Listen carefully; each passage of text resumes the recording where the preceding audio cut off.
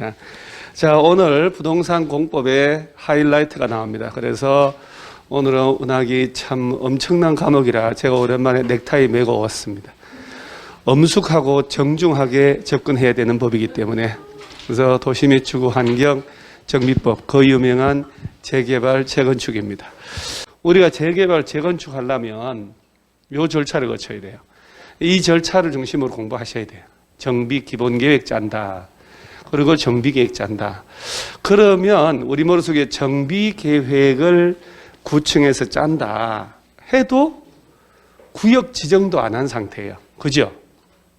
근데 지금 목동 일대가 정비 계획도 안 짜졌거든요. 정비 계획을 짜려면 안전진단을 해야 돼요. 그러니까 안전진단도 먹었거든요. 7단지라 하더라도. 그러니까 정비계획을 짜서 구역 지정을 해야 되는데 정비계획도 안 짠 상태이기 때문에 어느 천년에 구역 지정하냐고. 그래서 구청에서 정비계획 짜서 서울시에 찾아가서 서울시에서 구역 지정하거든요. 권한이. 그러니까 서울시장 후보들이 내가 하겠다 뭐 이렇게 얘기하는 거예요. 그러고 난 다음에 조합을 다 만들어야 되고, 자, 대충 생각을 해봐봐요. 정비계획 짜고 기본계획도 물론 안 짜졌거든요. 정비계획 짜서 구역 지정하자. 이게 2, 3년 걸려요. 그 다음에 조합 설립, 요 안에가 지금 조합 설립하는 게 다 빠졌거든요. 조합 설립해야죠. 조합 추진위를 만들고 조합 만드는데 빨라도 1년 6개월 이렇게 걸려요. 그 다음에 조합 이름으로 아파트 몇 세대 짓겠다고 사업 시행계획서 만들어서 인가받아요.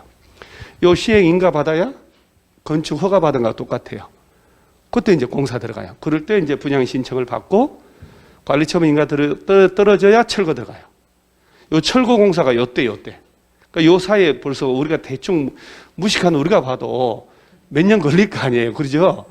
무식한 우리가 봐도 몇 년 걸려요. 근데 후다후다 해주겠다고 그럽니다. 이거 다 아파트 짓는데 2년 걸려요. 공사 기간만 2년, 보통 2년이에요. 왜냐하면 전세 기간에 맞춰서 공사를 하거든요. 1년 8개월에서 한 2년 정도. 20개월에 보통 끝내면 20개월에. 그래서 2년 전세 살고 있다가 들어오는 거거든요. 그러면 준공 거쳐서 소유권 이전이 옛날에 분양처분. 그 다음 요 청산 절차. 요 와중에도 막 골치 아픕니다. 청산할 때 소송 들어가고 이러니까 등기 안 떨어지고 막 난리 나요. 등기도 안 했는데 입주해서 살고 등기문 아직 없다. 이렇게. 요 절차 중심으로 모든 게 돌아가요. 자, 그러면 교과서 펼쳐보면 우리 도시정비법은 접근을 잘 해야 돼요. 개발법은 여기에 비하면 아무것도 아니다는 거.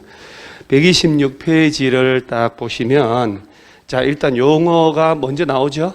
자, 용어가 먼저 나오고, 그 다음에 한 장을 딱 넘겨보면, 자, 128페이지에 정비기본계획, 정비계획, 정비구역 지정이라고 되어 있죠. 그래서 이 절차를, 우리 정비법은 6문제 중에 전체 지금 현재 위치가 어딘가 이게 전체 흐름만 잘 알아도 답이 보이는 문제가 나와요.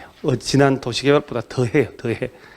그래서 그런 걸 일단 쭉 얘기할 테니까 지금 이게 중간중간 빨간 게 참 많습니다. 그죠? 그래서 다음 페이지까지 해서 구역 지정을 다 해요.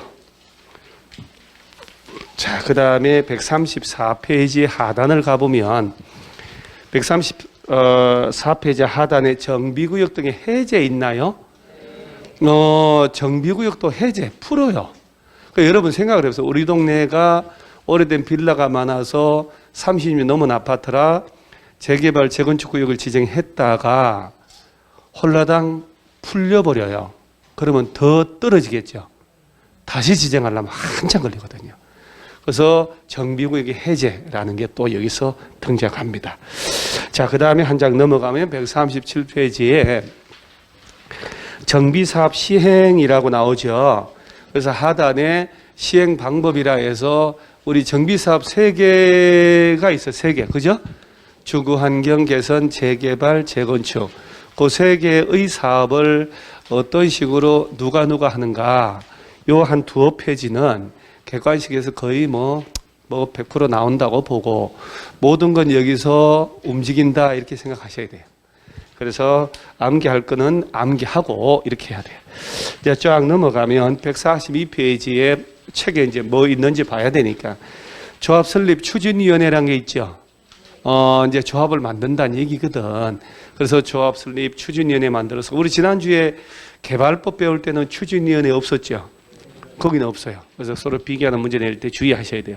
그러니까 이거는 없는 게 있으니까 더 복잡한 거예요, 사실은. 객관식 내기는.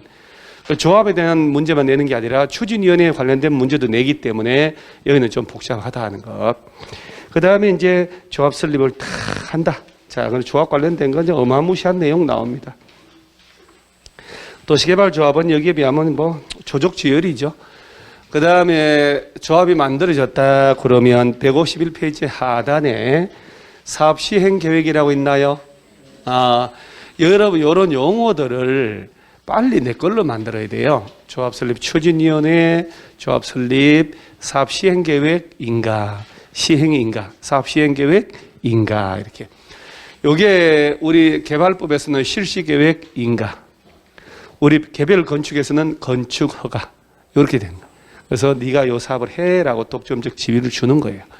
그 다음에 한 장 넘어가고 쭉 넘어가면 자 157페이지 가봅니다. 157페이지 가보면 관리처분 계획이라고 있나요? 자 여러분 봐봐요. 재개발 재건축할 때 자 조합 설립 인가가 먼저, 사업 시행 인가가 먼저. 조합이 먼저 만들어져야 돼요. 사람이, 그죠? 사람이 먼저다. 조합 만들어지면 조합 이름으로 우리가 이렇게 공사할게라고 사업 시행 인가, 그리고 관리 처분 인가. 요 세 개의 절차가 제일 중요한 거예요. 요 관리 처분 계획 인가라는 것은 분양을 우리가 공사 이렇게 해서 이렇게 분양하겠다는 거, 환지 계획 인가하고 똑같은 거예요. 그래서 관리 처분 계획 수립하려면 분양 신청을 먼저 받아야 돼요. 그래서 분양 신청이란 말이 나옵니다. 요 부분들이 요 미세한 표현들이 조금 나오는데 입에 이렇게 한 대여섯 번 떠들고 이렇게 하면 입에 익숙해지거든요. 예, 익숙해지셔야 돼요. 그 다음에 다음 페이지 이렇게 보면 이제 저 159페이지에 관리 처분 계획에 담을 내용들, 이렇게 내용 뭘 담아야 될까 이렇게. 그 다음 페이지 넘어가니까 뭐 기준 방법에서 박스 떼기가 또 엄청난 거 나옵니다. 각자 머리가 들어갈 만큼 큰 박스입니다. 그러죠? 제 머리는 안 들어갑니다만은 여러분들은 머리가 작기 때문에 다 들어갑니다. 엄청납니다. 해서 이 부분. 근데 희한하게 7, 8월 달 지나가니까 여기 관련된 문제 내도 문제 풀리더라고요. 여러분들이요.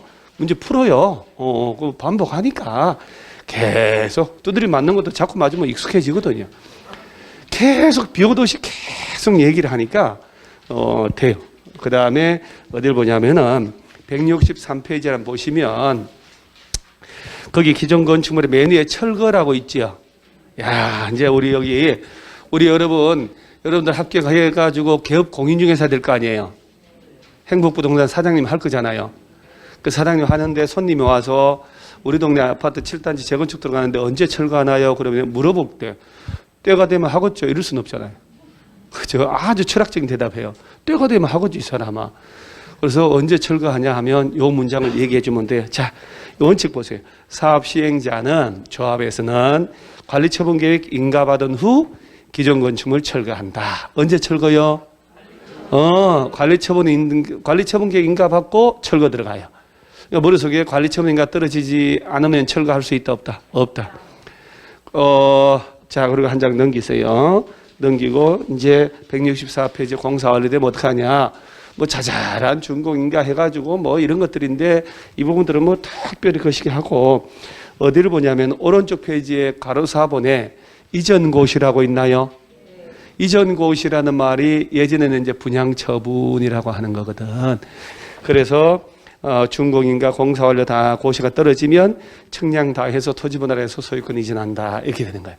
그 다음에 이제 이전 분양받았다. 즉 분양이란 말이 이제 옛날에는 이렇게 이리적으로 썼는데 지금 뭐 새로 신규 아파트 분양받는 것도 분양이고 재개발 재건축 입주권 나와서 그걸로 새집 받을 때도 분양이고 하니까 지금 재개발 재건축은 일반 분양하고 다르니까 분양처분이란 말 안 쓰고 소유권 이전이란 말 쓰는 거예요. 그걸 받아 보니까 내가 가진 것보다 면적이 큰 거 받을 수도 있고 적은 거 받을 수도 있지요. 그래서 저 밑에 청산이 나오는 거예요. 청산금 소멸시효가 몇 년일까요? 왜 5년일까요? 그러지요. 한 장 넘어가면 또 소멸시효가 5년 딱 기다리고 있잖아요. 공법이니까 5년 이렇게 딱 똑같이. 그러면 청산이니까 게임 끝난 거죠? 다 끝난 겁니다. 아이고, 이게 참 이게 오늘부터 이제 오늘 외워야 되는데. 자, 우리 건물 아까 아파트는 재건축 들어갈 때 언제 철거한대요? 언제? 자, 아니, 찾지 마세요. 봐봐요. 이게 현실이에요. 내가 왜 훅 물어보냐면 아까 몇 번을 제가 떠들었는데 보세요. 여러분 입에 안 나오잖아요. 뭐 인가 뭐 이렇게만 떠오르는 거예요.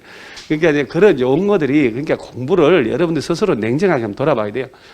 여기서 중요한 법률적 용어라든가 표현들이 내 입에서 안 나오는데 점수가 나오기를 바라는 것은 말이 안 돼. 그러니까 좀 뭔가 나를 내려놓고 해야 돼요. 아, 내가 점수 나오는 건 말도 안 돼. 내가 그래도 모의고사 35점 나온 건 정말 잘한 것 같아. 이렇게 해야 돼요. 뭐 법률 용어 하나도 뱉어내지 못하는데 점수가 술술 나온다는 건 말이 안 되는 거거든요. 그래서 자꾸 용어를 익숙하셔야 돼요.